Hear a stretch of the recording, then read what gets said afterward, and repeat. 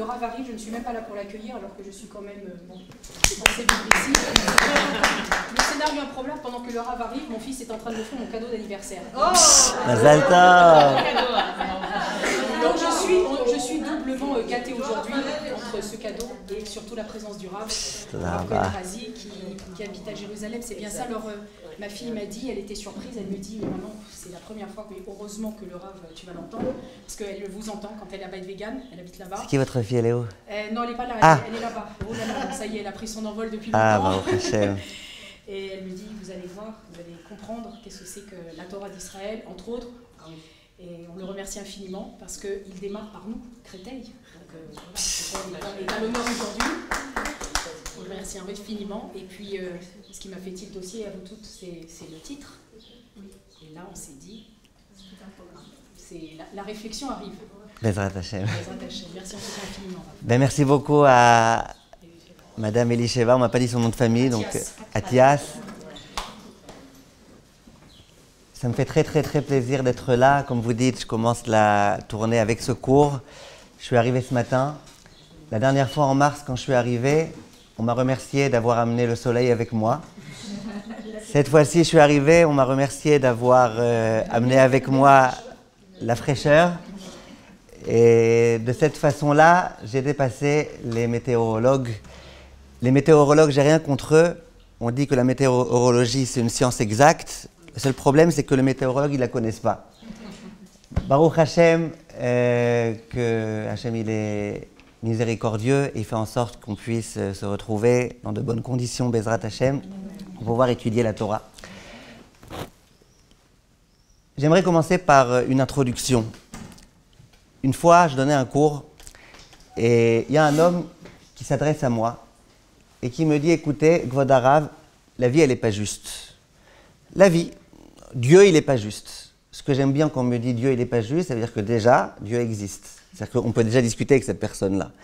Parce que si quelqu'un me dit qu'il ne croit pas en Dieu, c'est déjà plus difficile de commencer à instaurer une discussion. Dieu n'est pas juste. Pourquoi? Il me dit, moi, je n'ai jamais demandé à naître dans une telle famille, avec un père marocain coléreux. Je n'ai jamais demandé à avoir été éduqué de cette façon-là. Hein? Ça se ressemble? Aussi, quand même. Moi, j'aurais beaucoup aimé me retrouver dans une autre famille, grandir à Yerushalayim ou à Bnei Brak, et grandir à des parents qui sont Talmidei Chachamim, pas un père qui est alcoolique et une mère qui est elle aussi droguée. C'est une vie qui n'est pas juste, c'est pas juste.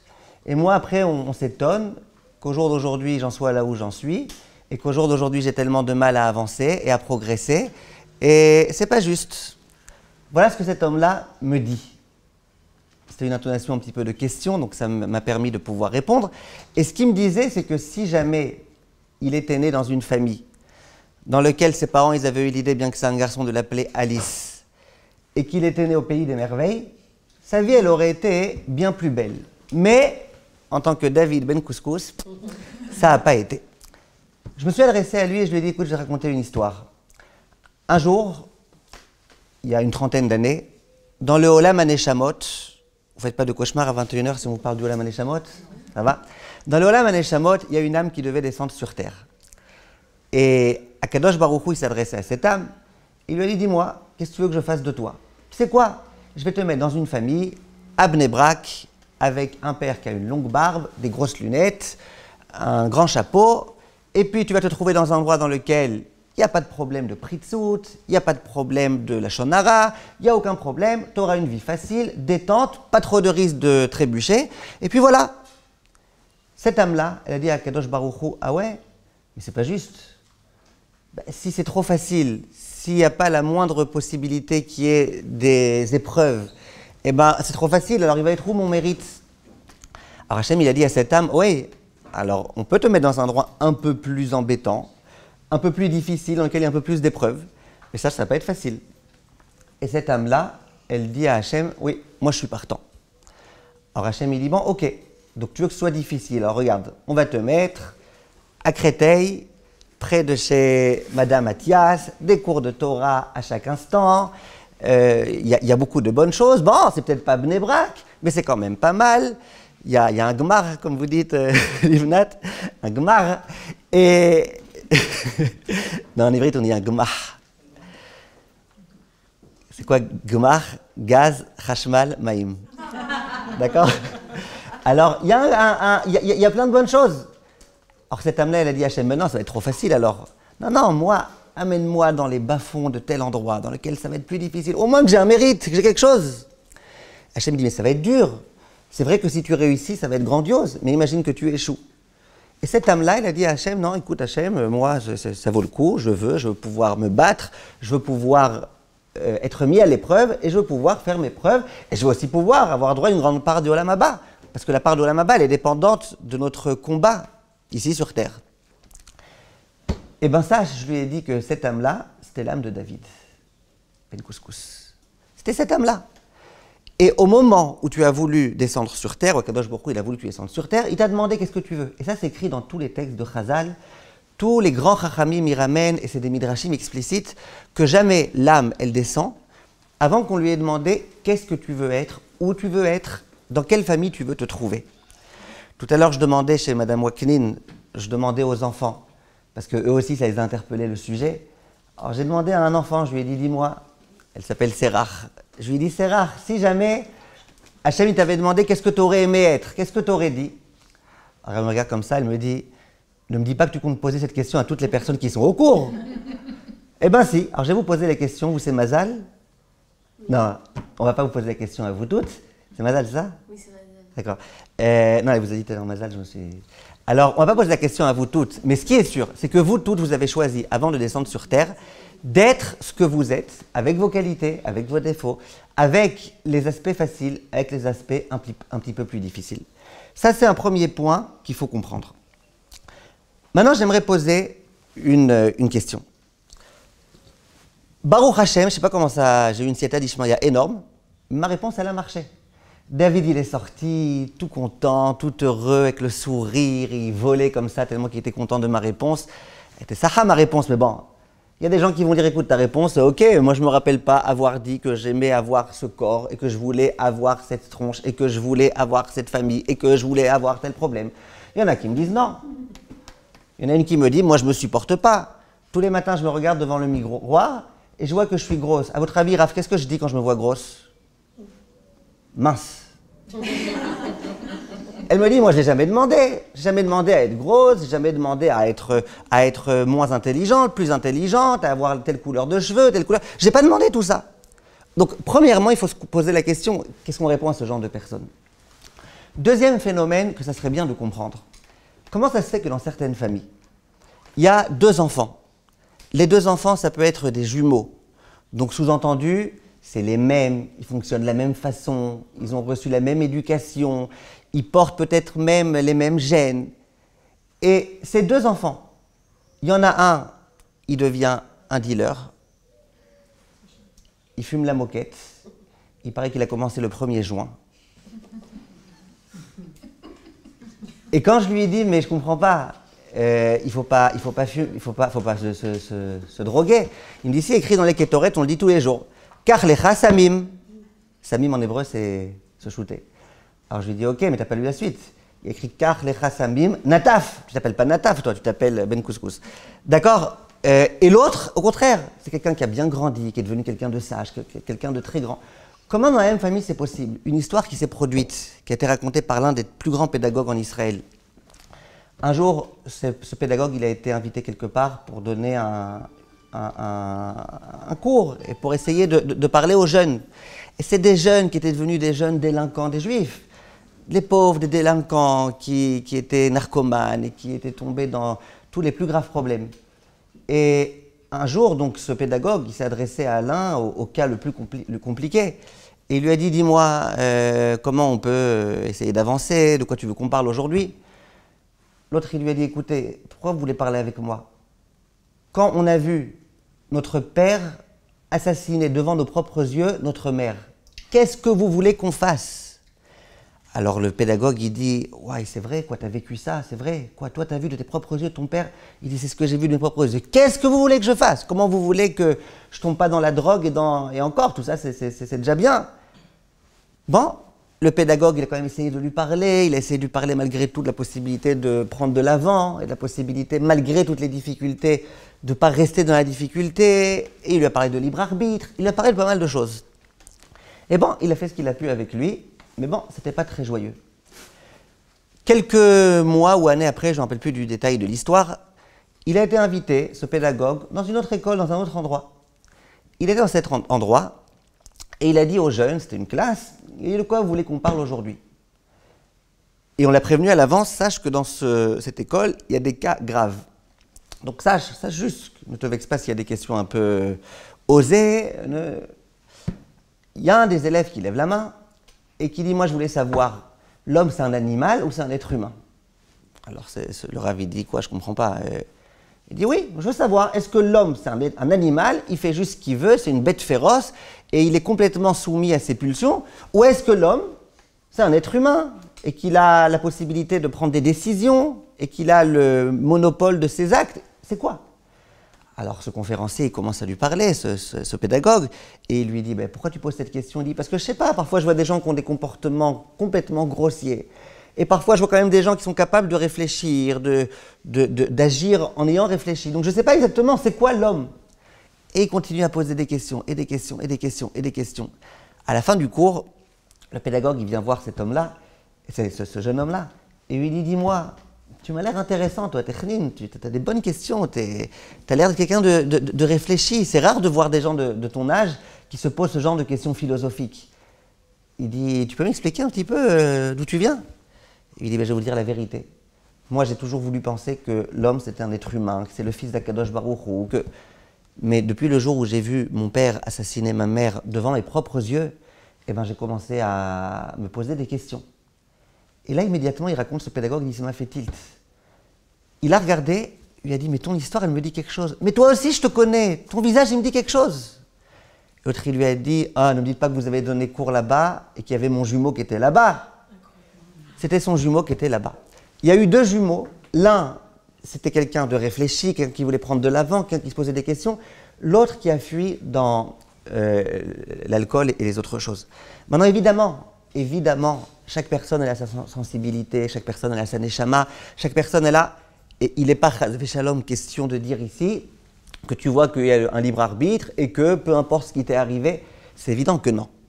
Mais il faut essayer de se poser quand même la question. Au jour d'aujourd'hui où les psychologues, les psychiatres, ils aiment bien mettre des étiquettes sur chacun. Aujourd'hui, Bli Ainara, il n'y a pas un être humain qui n'a pas au moins une étiquette collée sur lui. Je crois que le seul métier où plus ça va, plus on est sûr que ça va fonctionner, c'est les psys. L'ordinateur va savoir, peut-être qu'un jour ils vont inventer autre chose. Mais alors, la dentisterie, peut-être qu'un jour il n'y aura plus de caries, je ne sais pas. Mais en tout cas, les psys, plus ça va, plus il y en aura. Et comment ça se fait qu'au jour d'aujourd'hui, on aime bien coller des étiquettes sur chaque personne? Il y a des personnes desquelles on aurait tendance à dire, celui-là il est fichu, et pourtant il va devenir quelqu'un de très très grand. Quelqu'un d'autre, on se serait dit, lui il va réussir, et pourtant il n'a pas réussi du tout. Quelqu'un m'a dit une fois, moi j'ai fait un test, sur internet il y a un test, tu notes selon ton âge, selon ce que tu manges, ce que tu bois, ce que tu fumes, et on te dit à peu près pendant combien de temps tu vas vivre. Je dis alors, qu'est-ce qui est sorti? Il me dit, il est sorti que je vais mourir avant-hier. D'accord? Et la question c'est de se poser, comment ça fonctionne tout ça? Comment on peut essayer, Bezrat Hashem, d'avancer? Il faut comprendre une chose. On vit dans un monde, et c'est le premier point qu'on va essayer d'analyser, on vit dans un monde. Qu'est-ce qui me connecte, moi, à ce monde-là? Comment je peux être connecté au monde? Il y a un monde, le monde il est extérieur à moi. Si je ne suis pas trop égocentriste, je laisse la place aux autres. Le monde, ce n'est pas que moi. Comment je fais pour vivre dans un monde, pour me connecter à ce monde, pour fonctionner, pour comprendre comment ce monde fonctionne, pour communiquer avec ce monde? Eh bien, Kadosh Baruch Hu, il m'a donné des sens. Il m'a donné le fait de voir, il m'a donné l'audition, il m'a donné le fait de sentir, le toucher, la lourdeur, tout. Akadosh Baruch Hu, il m'a tout donné. Et grâce à ces sens-là, je peux me connecter au monde. Je vois le sourire de quelqu'un, j'entends la façon de parler de quelqu'un, je vois un paysage, je parle avec quelqu'un, j'entends ce que quelqu'un a à me dire. Et de cette façon-là, je me connecte au monde dans lequel je suis. Quelqu'un qui est aveugle, mais qui un jour a vu, eh ben, il est quelque part connecté. Parce qu'il sait très bien à quoi il s'est déjà connecté. Il peut maintenant se reconnecter en essayant de s'imaginer que tel bruit, ça veut dire telle chose que je peux voir. Et il peut se connecter au monde. Nous sommes bien d'accord. La Gemara, elle dit, et Chachamim, ils disent, que quelqu'un qui ne voit pas, par exemple, et qui n'entend pas, et qui, dans ses sens, est complètement déconnecté du monde, d'une certaine façon, il est chachouv qu'est met. On considère d'une certaine façon, que c'est comme s'il était mort. Pourquoi il est mort? Parce qu'il est complètement déconnecté de la réalité. Comment on dit une manifestation d'aveugles? Un festival de Cannes.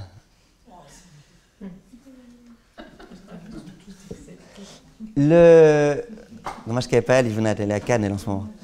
Alors, le problème que tu as quand tu n'es pas connecté au monde, c'est que tu ne peux pas du tout savoir où tu es. Donc, tu vis dans ton monde, tu vis dans ta bulle, et tu es très, très, très embêté.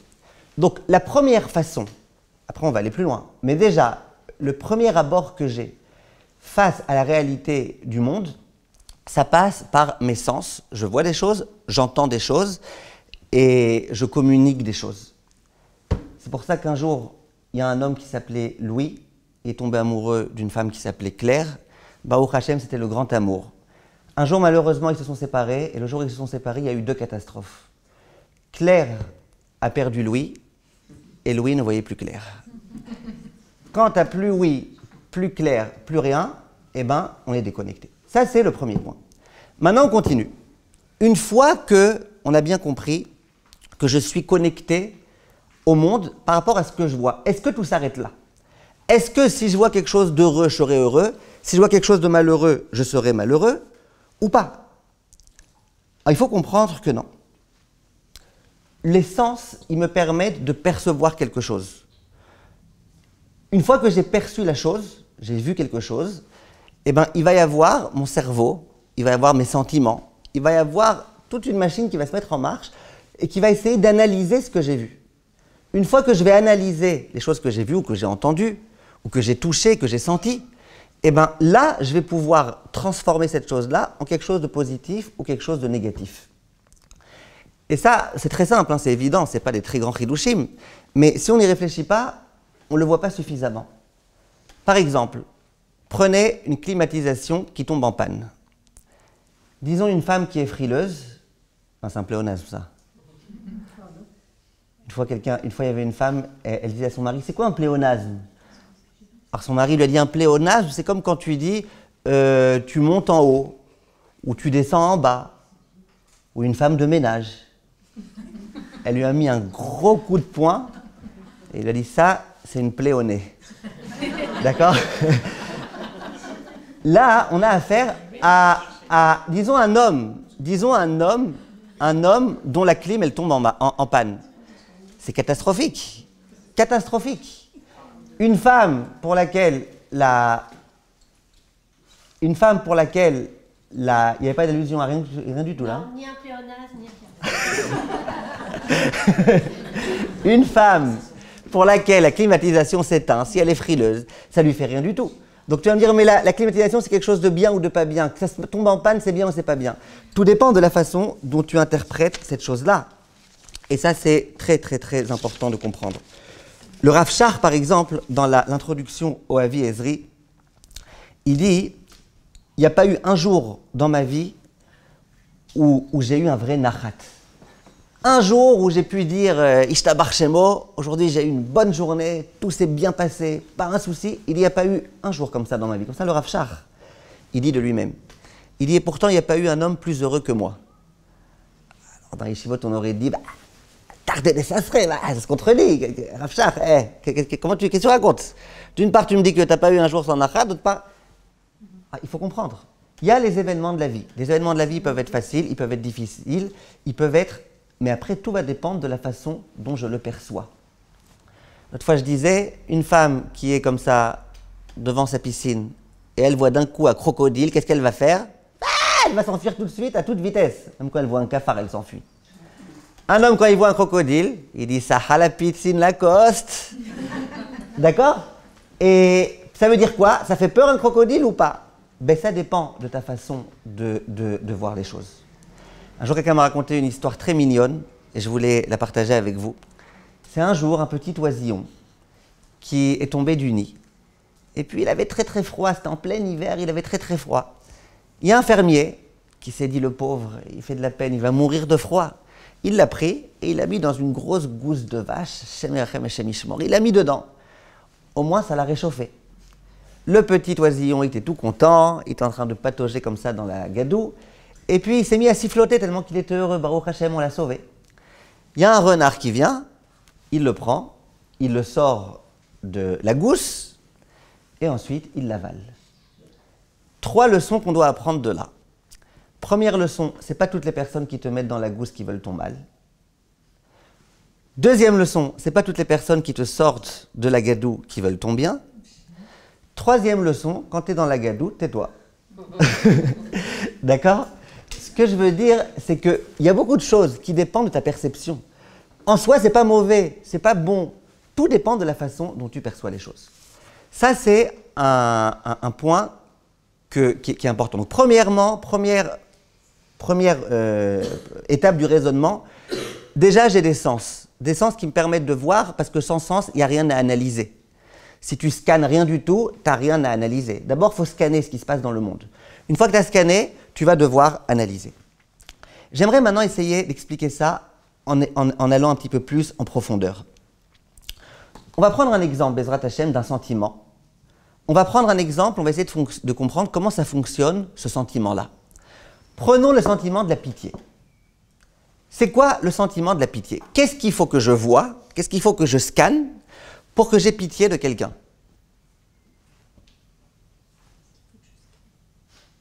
Qu'est-ce qu'il faut que mes yeux voient ou que mes oreilles entendent ou que mon toucher sente pour que j'ai pitié de quelqu'un? Qu'est-ce que vous dites? Hein? Que lui ait de la peine? Non, nous, on est de la peine. D'accord, peine c'est un peu comme pitié. C'est 2 sentiments qui sont assez proches, peine et pitié. Qu'est-ce qu'il faut que je vois? Ouais, mais ça c'est un exemple. Vous avez raison, c'est un exemple. Votre question c'est qu'est-ce qui suscite la pitié? Voilà, exactement. D'accord. Il est inférieur à nous. Ah, c'est quoi la réponse? C'est subjectif. Ok, subjectif pour chacun, mais la définition qui est commune à tout le monde. Hein, que vous dites? On estime être le minimum. Le mal-être de la personne. Voilà. La souffrance de la personne. Très bien. Quand je vois quelqu'un qui souffre, ça suscite en moi la pitié. Quel que soit, qui que je sois, après je peux être quelqu'un qui m'apitoie plus facilement, plus difficilement, mais en tout cas, qu'est-ce qui fait que je vais avoir pitié de quelqu'un ou pitié de moi-même? C'est le sentiment de souffrance. Maintenant, vous êtes d'accord que pas tous les sentiments de souffrance vont me faire pitié. Par exemple, si je vois un petit bébé qui est complètement impuissant, il vient de naître il y a 2 jours, et il pleure, il pleure, il pleure, il pleure, il pleure. Il pleure, et puis personne ne l'entend. Et moi, le papa, je l'entends. Et lui, il pleure, il pleure, il pleure, il pleure. Je sais qu'il est impuissant, je sais qu'il a faim, je sais que... Eh bien, ça va éveiller en moi un sentiment de pitié. Et même s'il est 3 heures du matin et que je suis exténué, je réveillerai ma femme pour aller s'occuper de lui. Ainsi qu'il est écrit, vous connaissez ce pasouk, un homme une fois se réveille et il dit, il y a le bébé qui pleure, il y a ma femme qui dort, qu'est-ce que je fais, qu'est-ce que je fais pas? Et puis il commence à réfléchir, je me lève, je la réveille, je me lève, je la réveille, je me lève, je la réveille. Et à ce moment-là, il se rappelle d'un pasouk de Tehilim. Il dit, Rabot mahashavot belev ish. Il y a beaucoup de pensées dans la tête de l'homme. Je me lève pas, je me lève pas. Vatzat Hashem. Et alors, c'est quoi le verdict d'Hashem? Hi takum. C'est elle qui doit se lever. D'accord? C'est une blague, hein, ne prenez pas ça trop à cœur. C'est une blague. C'est pareil le soir du Seder, Vehi She'amda. Il y en a qui se servent de toutes ces preuves-là. Mais en tout état de cause, ce que je veux vous dire, c'est que je vais avoir pitié. Maintenant, imaginez que je vois un homme avec des haltères, en train de supporter, de soulever 150 kilos. Il est rouge comme une tomate. Il transpire énormément. Moi, j'ai envie de lui dire, mais pourquoi tu te mets dans ces états-là? J'aimerais bien lui enlever ses haltères. Simplement, si je lui enlève son haltère, il me tue. Tout de suite. Alors, est-ce que je vais avoir pitié de lui? Ben non. C'est lui qui a décidé. C'est son propre choix. Il a envie. Pas de problème. Ça veut dire que je vois un terroriste, chasvé shalom, qui fait du mal à quelqu'un. Je vais avoir pitié pour celui auquel on a fait du mal? Oui. Imaginez que Bezrat Hashem, on tue ce terroriste. Je vais avoir pitié pour le terrorisme, mais sûrement pas. Ça ne serait pas une pitié saine, ça. Ça serait une mauvaise pitié. Donc, vous êtes bien d'accord que le fait de voir un acte, on a tué quelqu'un, ce n'est pas forcément ça qui va éveiller en moi la pitié. Ou le fait qu'il y ait quelque chose, une souffrance, ce n'est pas forcément ça. Tout va dépendre de mon analyse. Si mon analyse, c'est que cette situation-là, eh ben, c'est une souffrance qui n'est pas une vraie souffrance, parce que lui, c'est vrai qu'il se fatigue, au moment où il va avoir beaucoup de force. Parce qu'il méritait de mourir, ce terroriste, eh ben, je ne vais pas avoir de pitié.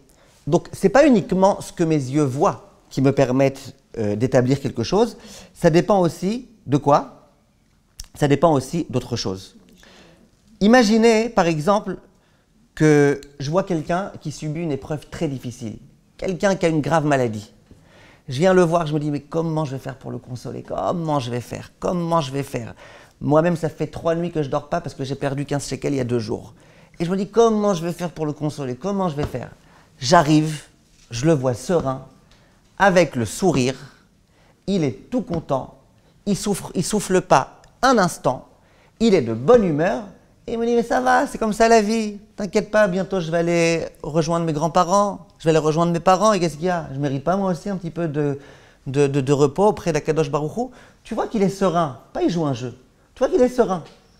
Eh bien, tu es venu pour le consoler, c'est lui qui t'a consolé. Vous êtes d'accord que je vais avoir moins pitié de lui que quelqu'un qui est en train de se morfondre dans sa maladie, que quelqu'un dont je sens qu'il n'a pas la moindre émouna pour pouvoir un petit peu se renforcer? Vous êtes d'accord? N'oubliez jamais que si au mot souffrir, vous retirez le qu'est-ce que vous obtenez? Sourire. Baruch Hashem, on a au moins le niveau CE1 ici tous, c'est bien. Baruch Hashem, et bien c'est ça. Ça veut dire que si tu enlèves cette anacha, là, dans la Gemara, donc Ktubot dit que le soupir, ça détruit l'être humain, on peut obtenir le sourire. Donc, je vois quelque chose, je vois quelqu'un qui est cloué sur son lit d'hôpital, qui a du mal à parler, qui a du mal, mais je vois qu'il est bien. Donc, est-ce que je vais avoir autant pitié de lui que quelqu'un qui serait très très mal? Pas forcément. Donc, tu vois bien que le sentiment de pitié, il dépend de ce que je ressens et il dépend de ma façon dont je vais pouvoir expliquer les choses. Donc, qu'est-ce qu'on a compris pour l'instant? On a compris qu'il y a quelque chose que je vois. Qu'est-ce que je vois? Je vois quelqu'un qui souffre. Après, dans mon sechel, je vais commencer à me poser la question.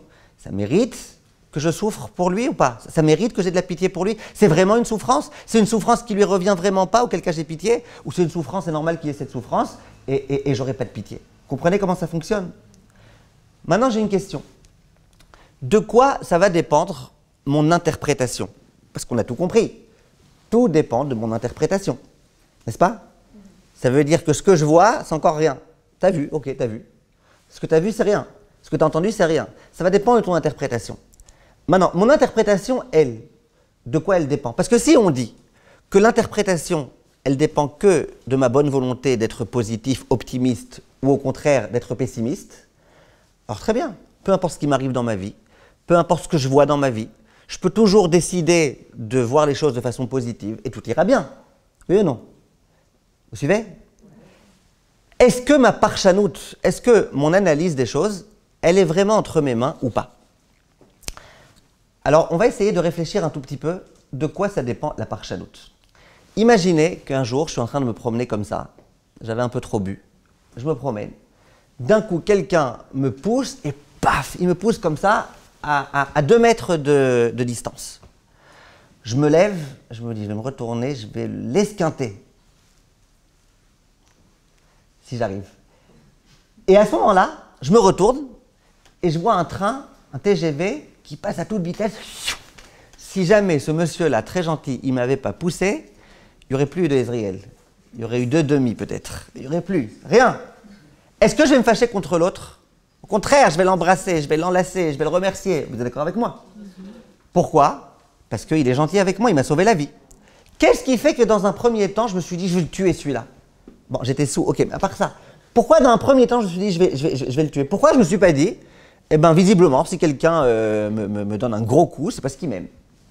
Comment ça se fait? Parce qu'on a été habitué dans notre vie. Que quoi? Que quand quelqu'un il nous aime, il nous enlace, il nous embrasse, il nous caresse.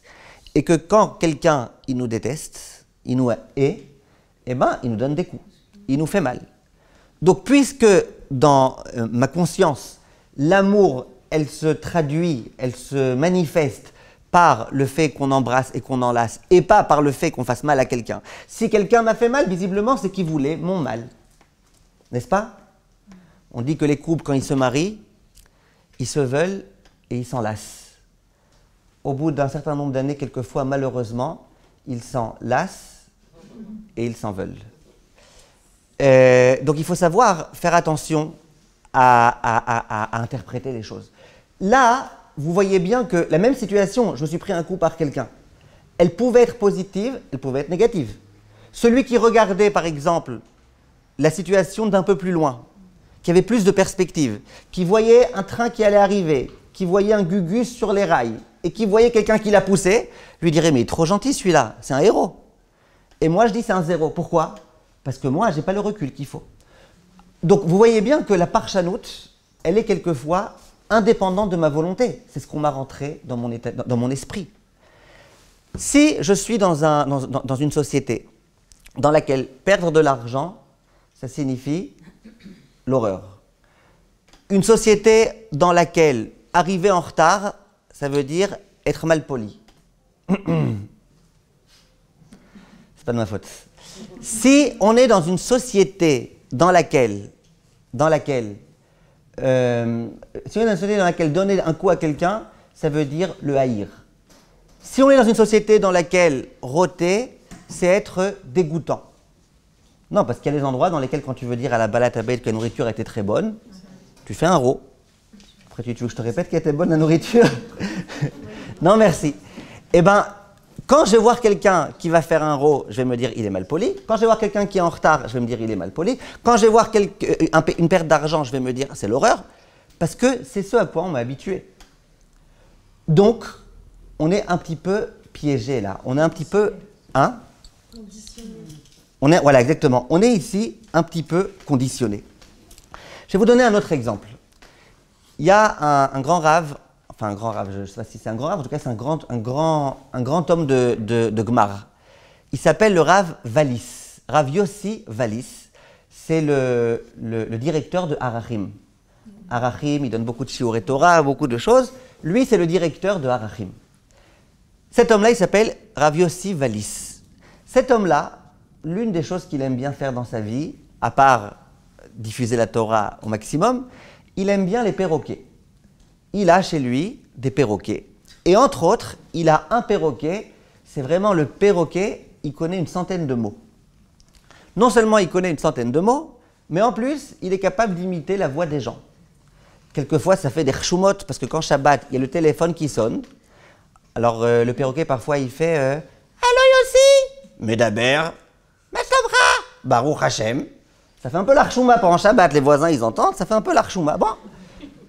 Parfois, il fait les grosses rchoumots devant tous les invités, il commence à imiter la femme. « Yossi, tu fais jamais rien dans la maison !» Voilà. La pauvre, elle ne sait plus où se mettre. En tout cas, un jour, il y a un voisin, au Rav Valis, qui, contrairement à l'habitude, il s'est mis à faire la tronche au Rav Yossi Valis. C'était un dimanche. Il fait la tête.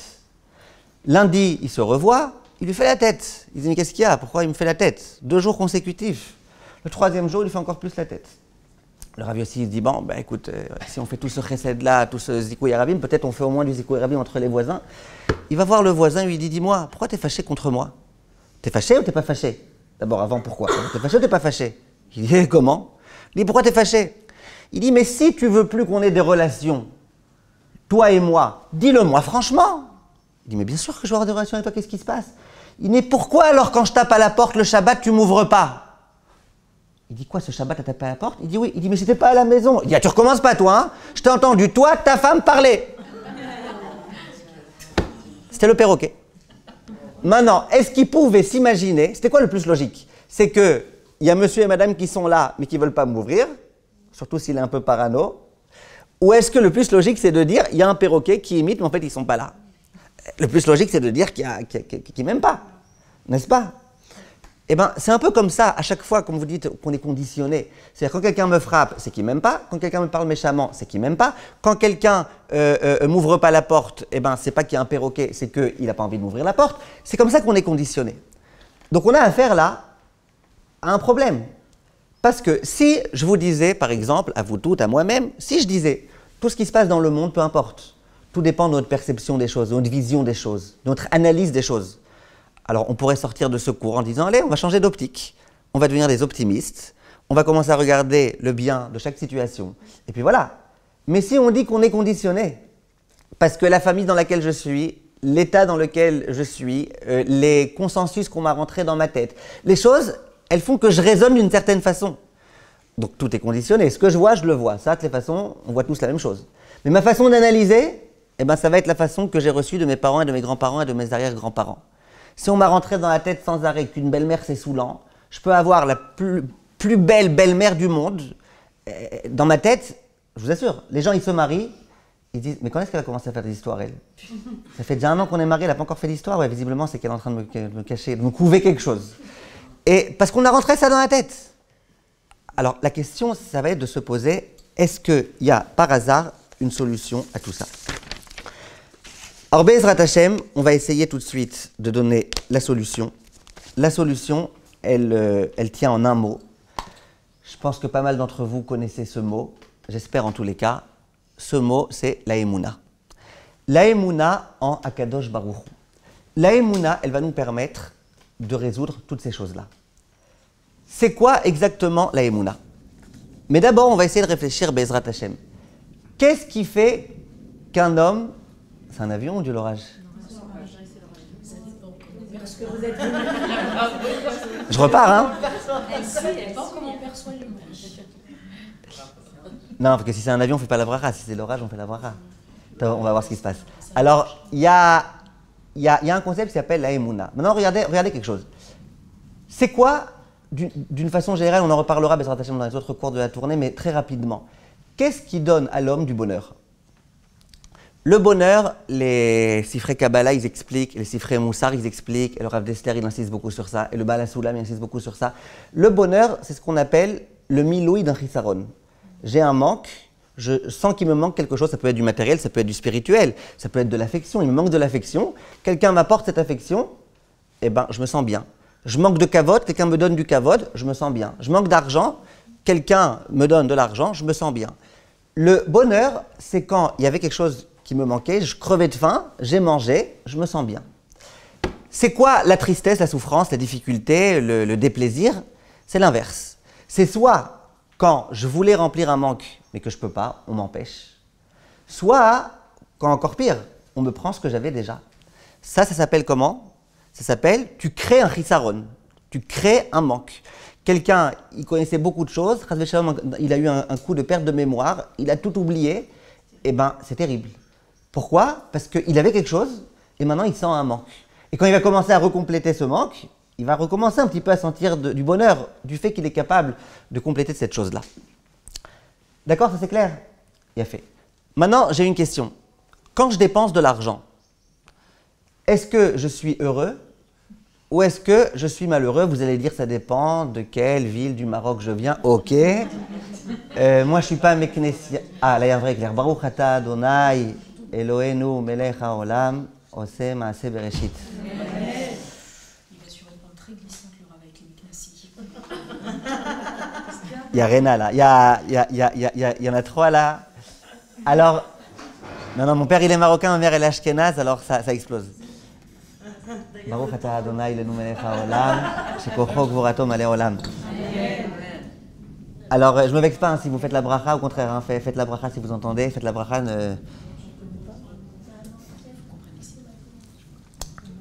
Alors regardez, faites pas la bracha? Quand vous voyez un éclair, c'est Baruch Ata Hashem Elokeinu melech haolam oseh maaseh bereshit. Avec le nom d'Hachem. Ça dépend si vous faites comme le Rav Ovadia Adaya sans le nom d'Hachem, si vous faites comme la plupart des poskim avec le nom d'Hachem. Et quand vous entendez le tonnerre, avec Baruch Ata Hashem, Shekocho Gvorato Maleh Olam. Une fois, il y avait une fille en séminaire, elle se battait avec moi. Elle me disait, mais non, les filles, elles font sans le nom d'Hachem. Je disais, mais si, les filles, elles font avec le nom d'Hachem aussi bien que les hommes. À un moment donné, je lui ai dit, bah, écoutez, dites-moi quelque chose. Vous connaissez le principe des filles. Les filles, c'est comme les hommes. Sauf que les mitzvot, chez Asban Grama, eh ben, les femmes, elles sont dispensées. Je dis, dites-moi la vérité. Est-ce que cette mitzvah, c'est une mitzvah qui dépend du temps? Elle me dit, ben oui, c'est quand il fait moche qu'il y a... D'accord? Mais c'est pas ça une mitzvah qui dépend du temps. En tous les cas, j'aimerais vous dire quelque chose. Qu'est-ce que je suis en train de dire? Oui, est-ce que dépenser de l'argent, ça me fait du mal ou pas? Ben, ça dépend. Si on m'a obligé à dépenser de l'argent et que j'avais pas le choix et que j'étais obligé, eh ben ça m'a pas fait du bien. Si jamais je dépense de l'argent pour ma bien-aimée, pour ma fiancée, pour ma femme que j'aime, ben ça va me faire plaisir. N'est-ce pas? Ah, mais c'est bizarre, pourtant il y a eu un manque. On s'est mis d'accord que la tristesse, c'est quand il y a un manque. J'avais dans mon porte-monnaie, je sors. Alors pourquoi on considère que je suis joyeux? Parce que la joie que va avoir mon épouse, eh ben, ça va être plus grand, supérieur au manque que j'ai. Vous comprenez ce que ça expliqué? Maintenant, l'homme qui a de la émouna, c'est l'homme qui est conscient que Akadosh Baruch Hu, il veut le meilleur au monde pour nous. Il nous aime et il nous adore et il veut le meilleur du monde. Le meilleur. Akadosh Baruch Hu, il veut le meilleur pour moi.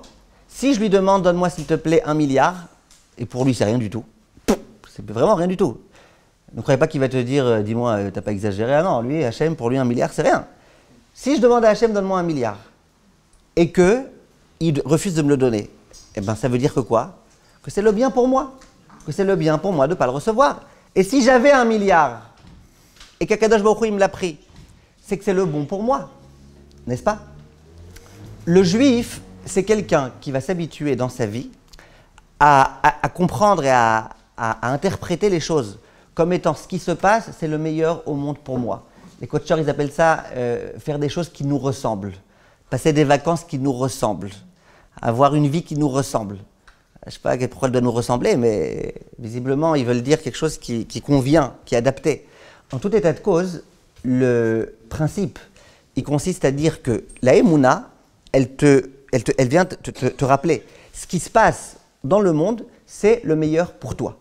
Et Akadosh Baruch Hu, il fait le meilleur pour toi. Et même si tu perds, eh ben sois joyeux. De la même façon que quand tu perds de l'argent pour réjouir ta bien-aimée, tu es heureux ou tu es heureuse, eh ben quand tu perds quelque chose, mais tu sais que ça réjouit Akadosh Baruch Hu parce que c'est le Retzon Hashem, c'est comme ça que tu peux t'épanouir, ça doit te réjouir.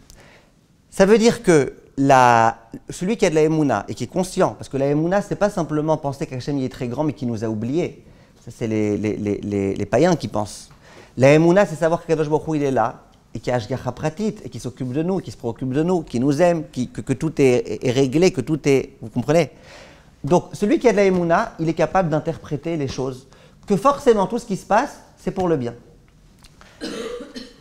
Ça, c'est le principe. Maintenant, celui qui vit avec ça, eh ben, il est heureux, il est joyeux, et il va commencer à apprendre à interpréter les choses de façon bonne. Si jusque-là, on m'a rentré dans la tête que perdre de l'argent, c'est le malheur, non, perdre de l'argent, quand c'est Retzon Hashem de perdre de l'argent, c'est le bonheur. Si jusque-là, on m'a habitué que telle et telle chose, ça doit se passer d'une telle façon, eh bien, ça peut changer. La Torah, elle va nous aider à y accéder. Comment? Elle va nous donner un certain nombre de mitzvot. Et le but des mitzvot, n'oubliez pas, c'est pour nous former, pour forger notre esprit et notre conditionnement. Regardez la mitzvah de l'otikom velotitor, il ne faut pas se venger. Ça, c'est l'une des mitzvot, je ne sais pas si elle était donnée à des êtres humains ou à des anges, mais je pense qu'il faut être un ange pour réussir à accomplir cette mitzvah. J'ai été voir mon voisin, on va prendre le cas typique de la Gemara, et je lui ai demandé s'il pouvait me prêter son marteau. J'avais énormément besoin de son marteau, c'était dimanche, je devais faire quelques travaux. Il a refusé le marteau, mais pas parce qu'il m'a dit j'en ai pas. Pas parce qu'il m'a dit ils sont tous cassés. Il me dit non, j'ai un marteau, je ne le prêterai pas, un point c'est tout. Ok, moi je me suis mangé tout mon être, tout ce qui restait de mon être, je me suis mangé. Pourquoi il ne veut pas? Qu'est-ce que je lui ai fait de mal? Pourquoi il me hait? Pourquoi il ne m'honore pas? Pourquoi? Il vient au bout d'une semaine, il tape à la porte, il ose, et il me dit, tu peux me prêter s'il te plaît 255 000 dollars. D'abord, je te tue. Après, peut-être, à tes héritiers, je leur passe 255 000 dollars. Vous êtes d'accord que c'est Moussari? C'est Moussari de ne pas lui prêter. Je parle maintenant vraiment, oubliez la Torah. Moussari, la logique humaine. Vous êtes d'accord que c'est logique? Au moins, je l'éduque. Maintenant, vous savez quoi? Allez, on va être un peu plus Moussari que la normale. Tu sais quoi? Je vais lui dire, regarde, toi, quand tu as refusé de me prêter le marteau, moi j'ai beaucoup souffert. J'aimerais que tu ressentes un petit peu ce que j'ai ressenti et ne pas te prêter 255 000 dollars. Mais tu sais quoi? Je ne vais pas faire ça. Voilà. Sache que moi, je vais te montrer c'est quoi être un mensch, c'est quoi être un être humain. Je vais te prêter. Et attention, parce que si je lui... C'est assourd, ça s'appelle le titor. C'est assourd. Ça, vous êtes d'accord que c'est Moussari? C'est comment on dit Moussari? C'est moral, c'est très moral de faire ça. Comme ça, je lui apprends. C'est pas la vie, c'est pas Efker. Tu vas avoir des bonnes relations humaines, et ben sache te comporter. Tu aurais dit non, tu fais pas ça. Donc lui, il va venir me voir. Il va me taper à la porte. Il va me dire, tu peux me prêter 255 000 euros? Moi, je dois lui dire d'abord, t'es qui toi? Je te connais de quelque part? Il me dit, non, juste, je peux me demander 255 000 euros. Et moi, d'accord, avec le grand sourire, d'accord. Il va me dire, t'es sérieux? Oui, je suis sérieux. Je suis peut-être un pigeon, mais je suis sérieux. Eh bien, la Torah, elle dit, c'est comme ça qu'il faut se comporter. Et on expliquera, Bezrat Hashem, dans le cours demain, dans le 19e, pourquoi ça ne s'appelle pas être un pigeon, de fonctionner de cette façon-là. Mais en tout cas, eh ben, bon, mais on peut pas, si on fait tout, on va rester toute la nuit ici. En tous les cas, c'est ce que la Torah, elle me demande. Comment on explique cette mitzvah-là, incompréhensible? Eh bien, le Rav, Minchat Chinuch, le Sefer HaChinuch, il explique. Il dit cette mitzvah, elle a pour but de nous faire intégrer au plus profond de nous-mêmes que tout ce qui se passe sur terre, c'est Akadosh Baruch Hu. Il n'y a rien d'autre. Personne, rien, walou. Tout est Akadosh Baruch Hu. C'est pas un tel qui t'a pas prêté le marteau, c'est Akadosh Baruch Hu qui a refusé de te prêter le marteau. Vous allez me dire, ouais, d'accord, mais Megal Gelim Srout allié des Zaka, peut-être. C'est encore toute une sougia, cette sougia-là. Mais il n'empêche que toi, si tu lui donnes pas, c'est que tu penses que c'est lui qui t'a fait du mal. Lui, il t'a fait aucun mal. Le mal que tu devais avoir, si tu veux si déjà, t'as qu'à dire à Kadosh Baruch Hu, pourquoi tu m'as fait ce mal-là? Mais tu ne dois pas en vouloir à l'autre. Ça, c'est l'une des mitzvot.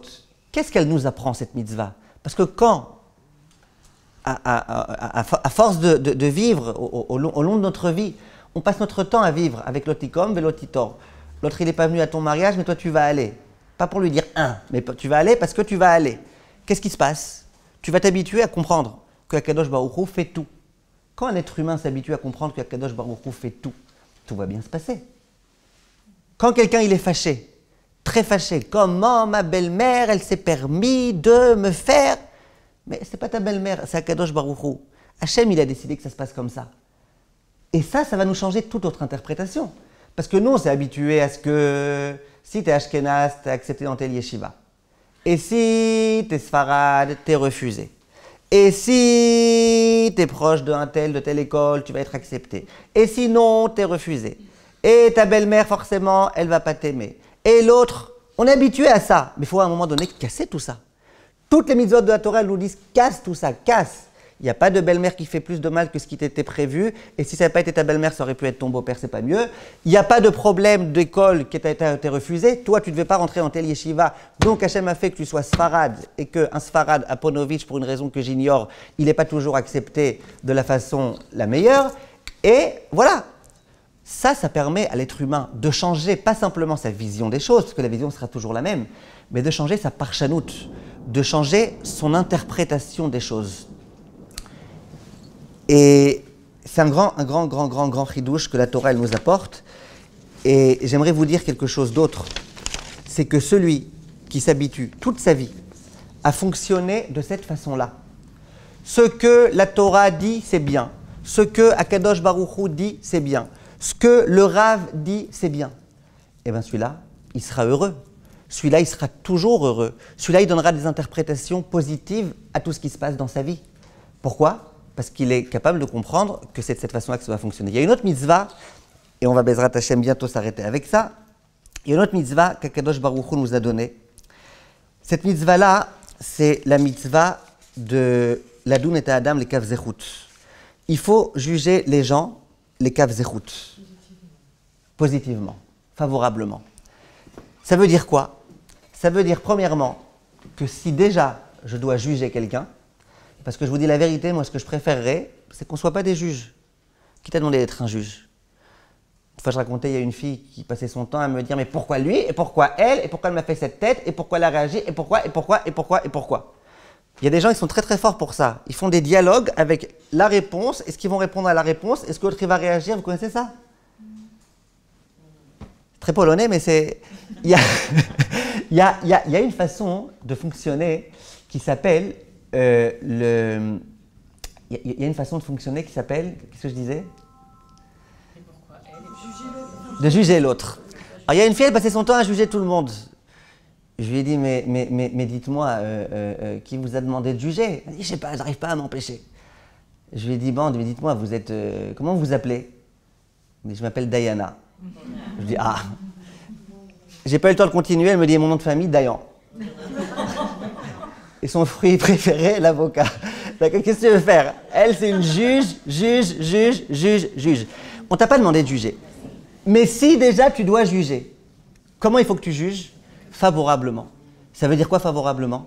Ça veut dire qu'il faut que tu juges la personne en te disant, s'il a fait cette chose-là, c'est visiblement pour la bonne chose. C'est-à-dire que quelqu'un te donne un coup, tu dois te dire, peut-être qu'il y avait un train, je ne l'ai pas vu, je ne l'ai pas entendu, mais peut-être qu'il y avait un train qui m'aurait tué sinon. Ça veut dire, c'est ça les kav zechut. Les kav zechut, c'est apprends à analyser les choses différemment de ceux dont tu avais l'habitude. Hein? Voilà, et justement, quand on fait cette chose-là, eh ben, on apprendra justement à ne pas avoir trop de souffrance. Parce qu'à nouveau, ma souffrance, elle provient du fait que je suis sûr que l'autre il vient pour m'embêter. Et que l'autre il a refusé parce qu'il m'aime pas. Et que si aujourd'hui il fait moche, c'est parce qu'Akadosh Baruch Hu, il voulait m'embêter. Mais si j'apprends, et toute ma vie, les kav zechut, c'est vraiment de la géonout. Quelqu'un qui est capable de faire avec son doigt comme ça, et de prendre des situations complètement abricadabrantes, et d'essayer de donner des pshatim tordus pour dire que peut-être que c'est ça qui s'est produit. Regardez, dans l'histoire là du perroquet, la vérité, moi je lui aurais dit, mais t'es tordu toi. S'il était venu me voir, et qu'il m'avait dit, écoutez, Yossi Vallès, il m'adore, Rav Yossi Vallès, il m'adore. Et peut-être que Pachout, il avait un perroquet chez lui qui imitait la voix de son mari et de sa femme, je lui aurais dit, mais t'es un cinglé toi, va à l'hôpital psychiatrique, n'est-ce pas? Et pourtant, c'est vrai. Et moi, puisque je sais que Rav Yossi Vallès c'est un tzaddik, c'est comme ça que je devrais juger. Ça veut dire qu'on t'apprend à donner des parchanouyot. La Torah, elle te demande d'apprendre à donner des parchanouyot, des analyses qui sont positives à toutes les situations de la vie. Et ça, c'est un très beau chidouche de la Torah. Donc, quand je m'habitue de cette façon-là, eh ben, j'ai plus de problème dans ma vie. J'ai plus de problème avec personne. Plus de problème parce que je sais que tout vient d'Akadosh Baruch Hu. Une fois, il y a une belle-mère qui arrive à la maison, je suis obligé de la faire celle-là. C'est 10 minutes avant l'entrée de Shabbat, évidemment. Elle arrive. Et 10 minutes avant l'entrée de Shabbat. Et le fils, le petit-fils, il dit « Mamie, papa il est super content que tu viennes !» Elle dit « C'est vrai, c'est vrai ?»« Je te promets, mamie. » Il dit « Mais comment tu sais ?» Il dit « Il y a 20 minutes, ma mère, elle lui a dit « Tu sais, il y a ma mère qui arrive bientôt. » Et ben, mon père, il a dit « Il manquait plus qu'elle là dans la maison. » D'accord?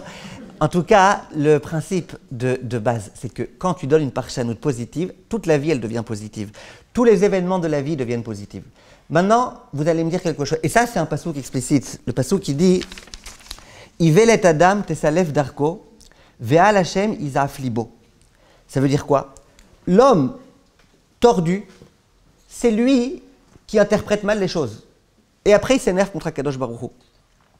On a l'habitude de dire que l'être humain, il est shoutaf à Akadosh Baruch Hu dans le Maaseh Bereshit. Il a la possibilité de l'être. Quand l'être humain, il se marie, il a des enfants, eh ben, il participe à la création du monde, à la perpétuité du monde. Eh ben, on lit, c'est exactement la même chose. Quand toi, tu regardes une scène, tu l'as vue comme tout le monde la voit. Mais quand toi, tu analyses une scène, en quelque sorte, tu transformes cette scène en une réalité qui est bien plus positive. Donc tu as la possibilité, de par ton analyse, de transformer les choses de façon positive. Et ça, Chachamim, ils le disent dans tellement d'occurrences. Maïtonen à Adam Chai, Gever al Chata'av. L'homme, pourquoi il se plaint? S'il se plaint, c'est visiblement de sa faute. Il aurait pu interpréter les choses de façon meilleure, et il a décidé, ou il n'a pas décidé, de les interpréter à sa façon. Maintenant, je termine en vous disant, c'est vrai que quelquefois, quand on est dans la souffrance, on est tellement dans la souffrance, tellement pris par la souffrance, qu'il n'y a même plus de possibilité d'analyser les choses différemment. Parce que l'analyse, c'est de l'intellect. Le sentiment, c'est un sentiment.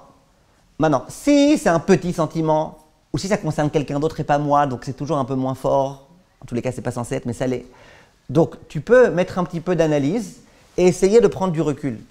Mais quand toi-même, tu es à fond dedans, vous êtes d'accord que la souffrance, par exemple, c'est quelque chose qu'on vit dans le présent? Vous êtes d'accord ou pas? La souffrance, c'est quelque chose qu'on vit dans le présent. Mon fils est rentré à la maison, il me dit « Papa, je suis tombé sur le nez tout à l'heure, je me suis fait super mal. » J'ai dit « T'as dû avoir mal sur le cou. » Il me dit « Mais non, pas sur le cou, sur le nez. » D'accord? Maintenant, il vient avec le sourire. Je lui dis « Mais dis-moi, t'as encore mal ?» Il dit « Non, j'ai plus mal. » Je lui dis « Mais vas-y, essaye de t'imaginer combien t'as eu mal tout à l'heure. » Il peut pas. La souffrance, quand j'ai mal, j'ai mal. Quand j'ai plus mal, je peux essayer de me rappeler c'est quoi avoir mal, mais je ne peux pas ressentir le mal.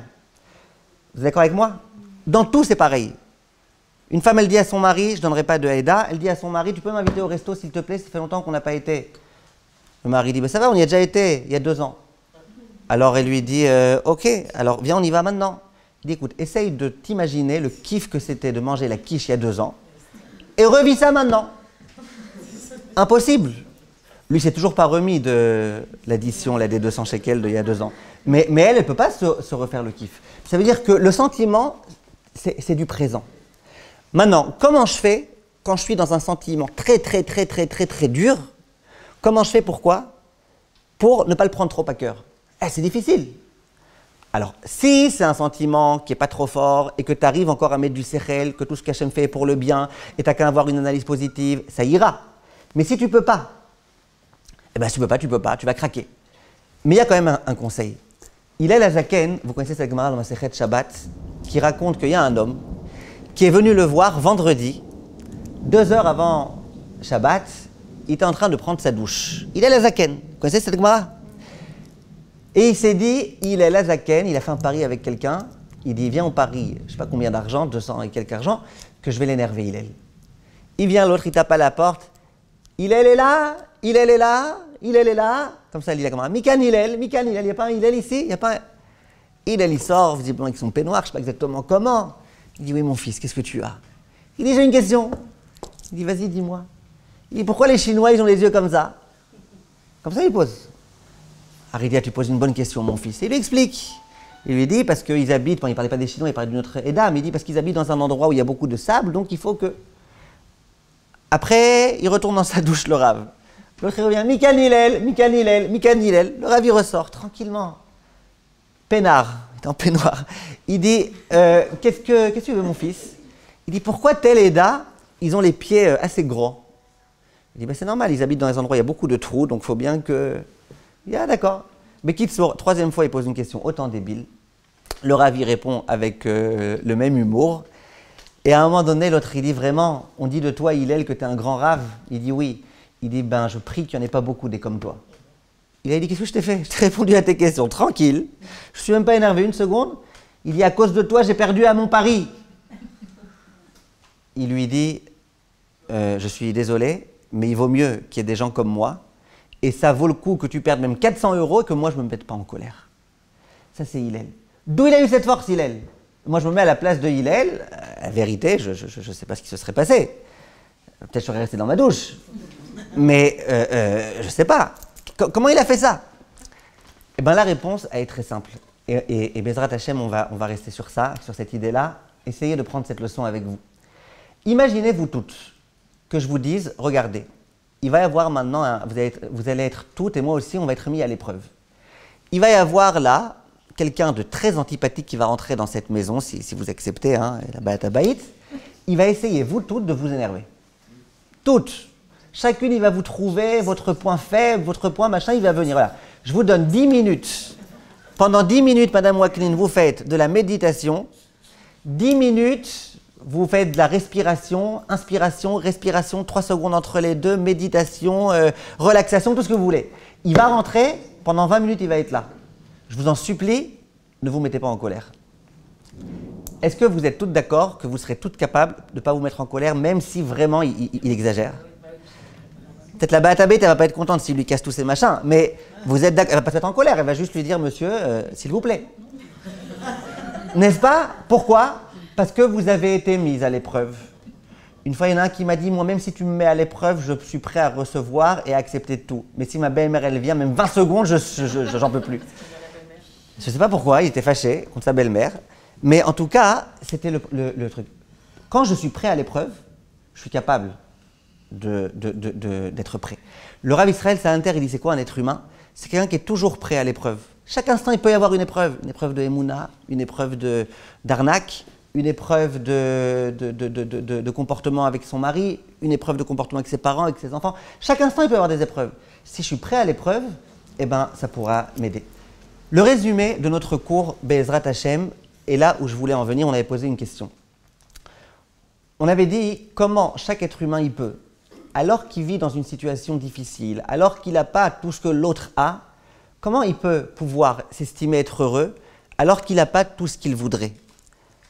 La réponse qu'on a essayé de donner, c'est premièrement de dire que nous tous, on a exactement tout ce qu'il nous faut. Le fait qu'on ne soit pas capable toujours d'interpréter les choses qu'on voit de façon positive, c'est notre problème à nous, en quelque sorte. Nous, on est capable de voir des choses. Voir des choses, les vérités et les réalités, elles sont neutres. Elles sont ni bonnes ni mauvaises. Tout va dépendre de mon interprétation, comme on a essayé d'expliquer. Mon interprétation, elle va dépendre de combien j'ai de la Emouna. Elle va dépendre de combien je suis d'accord que tout ce qui se passe sur Terre, tout, c'est prévu par Hachem et c'est pour le bien. Si je m'habitue à vivre comme ça, eh ben, tout est pour le bien, y compris ma façon d'être, y compris mon état de santé, y compris ma façon d'être.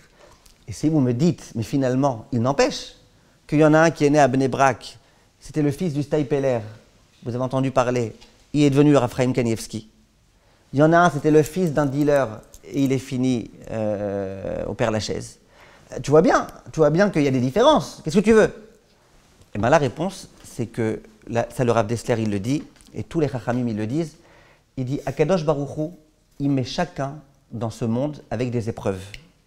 Et chacun a des épreuves. Ça serait un mensonge de croire qu'il n'y a pas d'épreuves. Celui qui croit que Raphaël Kanievski, c'était la vie tranquille, n'a pas eu d'épreuves, c'est un mensonge, ça n'existe pas, un être humain qui est là sans épreuves. Chacun, il a ses épreuves. Quel type d'épreuve? Chacun a un type d'épreuve différent. Et pourquoi chacun a un type d'épreuve différent? Il dit le Rav, à Kadosh Baruch Hu, on est là pour le servir. On est là pour l'honorer. On est là pour faire ce qu'on appelle en hébreu du Kiddush Hashem. Imaginez que je vous dise à vous toutes, voilà, il y a un roi ici, vous allez lui rendre hommage.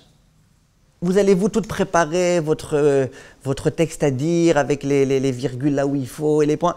Imaginez que la première, elle vient, elle vous a volé votre idée. Et la deuxième, elle vous a elle aussi revolé votre idée et pris la première idée. La troisième, la quatrième, le roi il va dire, bon, vous êtes embêtants, là, vous toutes vous dites la même chose. C'est saoulant, non? Comment c'est beau? Si chacun dit son petit quelque chose, il a sa propre approche, il interprète les choses de façon un peu différente, ça c'est joli. Eh bien c'est exactement la même chose, dit le Rav Dessler. Il dit chacun, il est là pour faire du Kiddush Hashem. Il y en a un, son Kiddush Hashem, ça va être d'être le Raphaël Kanievski et de faire des beaux Kiddush Torah et d'être posek des halachot. L'autre, son Kiddush Hashem, ça va être d'être né à des parents qui sont malades et lui de réussir à être un peu moins malade. Ça va être d'être né malade avec des grandes difficultés médicales et malgré tout, de dire, allez, moi je crois en Hashem.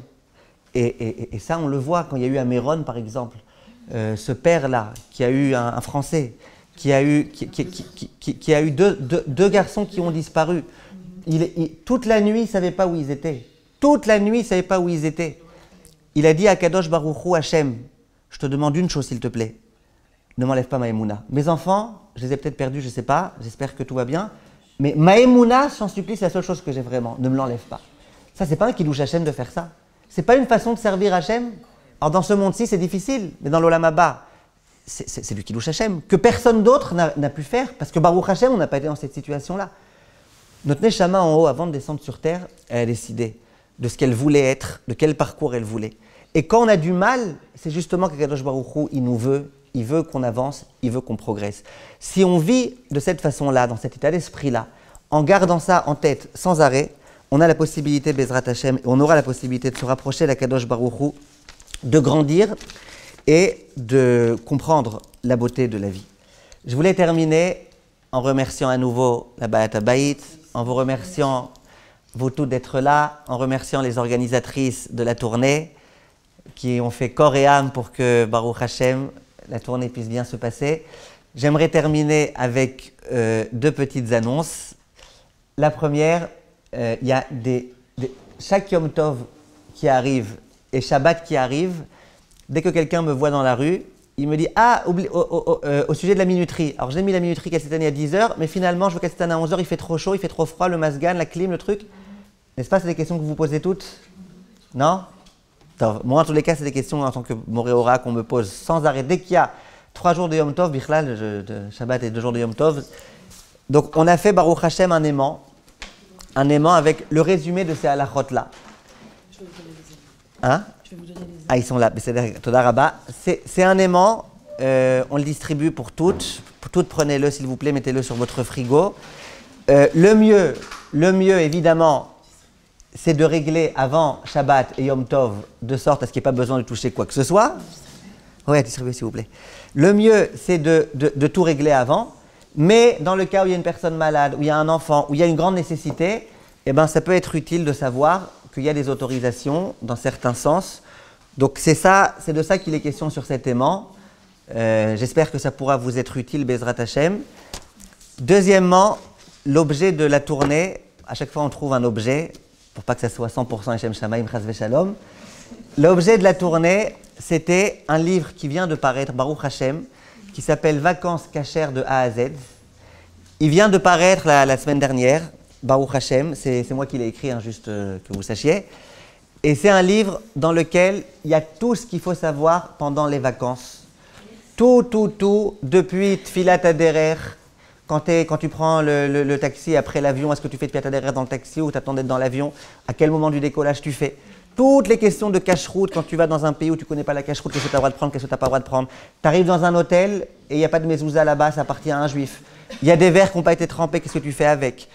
Tu vas à la mer, tu vas à la piscine et c'est un maître nageur qui est là-bas, mais il est goy. Est-ce que ça peut te permettre malgré tout de te mettre en tenue dans laquelle tu n'aurais pas pu te mettre devant un juif? Toutes les halachot, toutes les halachot, la bracha qu'on doit faire quand on voit la mer, la bracha qu'on doit faire quand on voit la belle-mère, non celle-là je ne pouvais pas m'empêcher, la bracha qu'on fait, la bracha qu'on fait quand on voit, la bracha qu'on fait, Baruch Hashem, la bracha qu'on fait quand on voit un singe ou quand on voit, oui, les fêtes. Est-ce qu'on a le droit de quitter Eretz Israël pour aller en vacances? Est-ce qu'une Française qui dit « moi je vais en Israël, mais que pour les vacances », est-ce qu'elle fait la mitzvah de Yishuv Eretz Israël quand elle va ces quelques jours? Le comportement au kotel, le comportement dans les kivrei tzadikim. Est-ce qu'une femme nida, elle peut aller sur les kivrei tzadikim? Quels sont les textes à réciter quand on est au kotel? Et Baruch Hashem, il y a tout qui est écrit. Ça veut dire, même les textes, même si vous n'avez pas votre sidour avec vous, vous avez le texte, par exemple, de Atfiat Aderer, du Gomel, des brachot à réciter, en hébreu, en français et en arabe, non, et en phonétique. Enfin en anglais, je suis désolé. Voilà, la il y a la Atfiat Aderer, en hébreu, en français et en phonétique. Donc c'est un livre qu'il faut qu'il y ait dans toutes les maisons juives. Baruch Hashem, il y a la Askama du Rav Asher Weiss, l'un des Gdolei Israël. Il y a le Rav Ben Chetrit et le Rav Shaya qui ont donné aussi leur approbation. J'aimerais, Bezrat Hashem, que dans toutes les familles juives, il se trouve. Diffusez-le autour de vous, Bezrat Hashem. Le prix, c'est 22 €. En l'honneur de la tournée, il est à 20 €. Si l'une d'entre vous le veut et que c'est trop cher, eh ben, qu'elle nous dise, il n'y a pas de problème, elle le prendra au prix qu'elle pourra. Et donc ça, c'est le livre, absolument, il faut que tout le monde l'ait. C'est une obligation totale. Rien qu'aujourd'hui, j'étais dans l'avion. Il y a un Français qui me dit je vous connais, vous. Dites-moi, j'ai pas dormi cette nuit, je dois faire les Birkot HaShachar, je dois faire Tiyat Yadayim. J'allais lui dire tu aurais dû prendre le livre. Non. Vendredi, il y en a un qui m'a appelé. Il me dit voilà, je suis dans un hôtel, il y a un jardin, on n'a pas de hérouve. Et lui, c'est quelqu'un, je sais qu'il a déjà le livre. Je lui dis moi, tu as pris le livre avec moi? Il dit Hachamti, Pagamti, j'ai oublié de prendre le livre avec moi. Je dis, bon, bah alors je vais te dire à l'oral. En tout cas, il y a tout ici ce qu'il faut. Le hérouf dans un hôtel, tout ce qu'il faut savoir. Et ça, c'est le livre qu'on a sorti il y a 3 mois dans la tournée de mars. Le coucher et le lever et le coucher de A à Z. Toutes les halachot du lever et du coucher. J'ai déjà oublié tout ce qu'il y a dedans. Vous pouvez me rappeler? Toutes les halachot de Tiat Yadayim du matin et les halachot de Asher Yatzar, les halachot de Asher Yatzar, les halachot du soir, les halachot de Kriyat Shema à la Mita, s'il y a une nourriture qui était sous le lit, les rêves, quand j'ai rêvé de quelque chose qui est l'interprétation, comment on fait un Ta'anit Chalom. Des livres de halacha qui mêlent aussi de la hashkafa. Il y a aussi des conseils de Shlom Bayit là-bas. Qui est-ce qu'il ne faut pas prendre avec soi pendant les vacances, madame? Je rigole. Voilà, Be'atzlacha, merci de votre attention et Besorot Tovot.